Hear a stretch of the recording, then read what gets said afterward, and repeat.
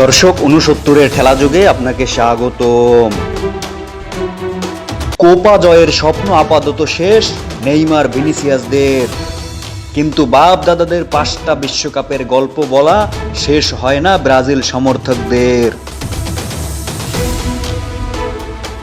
বিষাক্ত সাপ রাসেলস ভাইপারের আতঙ্ক পুরো বাংলাদেশে, কিন্তু ৫ বারের বিশ্ব চ্যাম্পিয়ন ব্রাজিল টিমের আতঙ্ক হয়ে উঠেছে টিম উরুগুয়ে।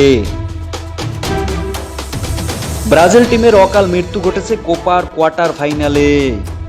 ভিনিসিয়াসদের বিপক্ষে হেসে খেলে জিতল শক্তিশালী টিম উরুগুয়ে। ৫ বারের বিশ্ব চ্যাম্পিয়নদের এমন লজ্জাজনক হারে উৎসবে মেতেছেন আর্জেন্টিনা সমর্থকরা। কোয়ার্টার ফাইনালে এমন লজ্জাজনক হারের জন্য নিজেদের কি ক্ষমা করতে পারবেন ভিনিসিয়াসরা?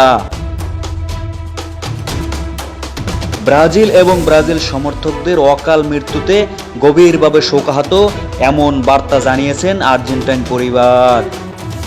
তাদের আত্মাগুলো মাগফিরাত কামনার্থে মিলাদ ও দোয়ার আয়োজন করে চলছে বারে বার।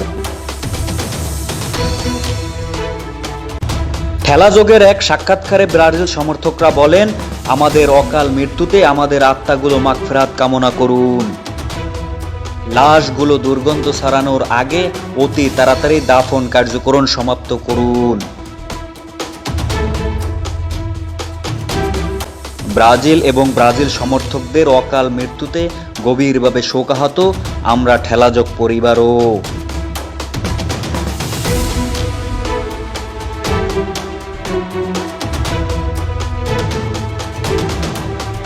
শাহেদ আহমেদ নিশাম, ৬৯।